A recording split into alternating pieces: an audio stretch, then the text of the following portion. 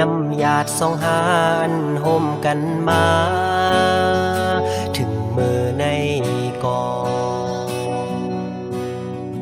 จะอ่านเข้าไปกว่าถึงยังไม่หายเกเงินคำ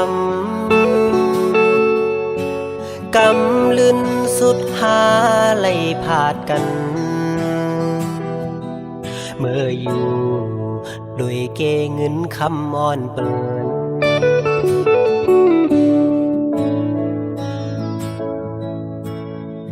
ถักได้เป็นปานอ่อนซ้ำเป็นปานจอนกวยเยาน้องเอ๋ยก็เพราะว่าอ่อนเฮาอำเหมือนกันแลตาสู่น้องเสอปอน้องแทบตาเส้นเจอเยาหักอยู่ก็หูเตเลยลุม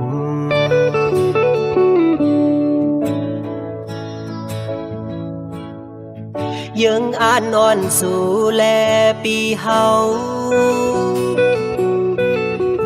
อ่านกึมเศร้าไว้เป็นเฮินห่มเร็วน้ำหยาดสองหานไหลย้อนมาคือได้ว่ามันแห้งหมดเย้าแลหักกันอยู่ก็อำไหลห่มค้างสู่น้องนางเยาคือใจก็เลี้ยว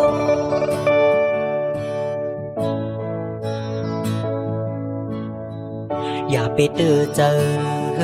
อกอบใจเอาโอ้น้องเอ๋ยสิไปเมื่อกว่าละตาสู่เตเสอนั้นเฮอเป็งปอเจอ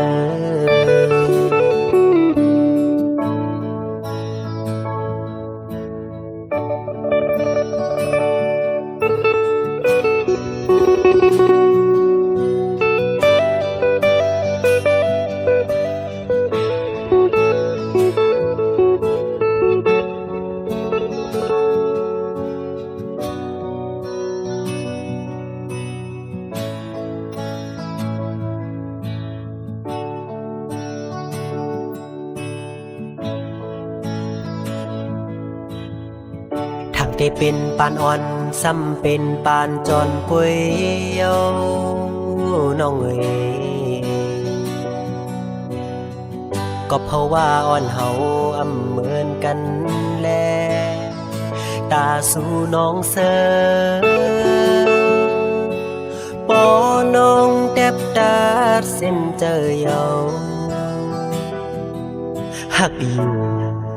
ก็หูเตเลยลุม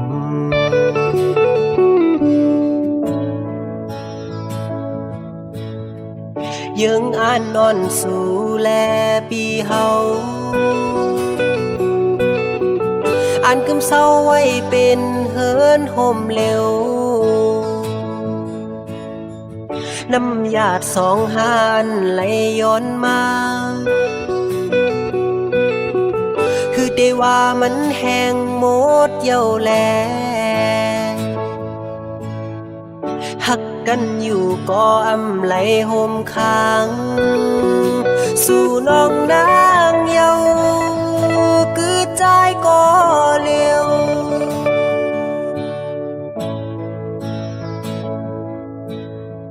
อย่าไปเจอกอบใจเอาโอ้น้องเอ๋ยสิไปเมื่อกว่าละตาสู่เตเสอนั้นเฮอเป็งปอเจอ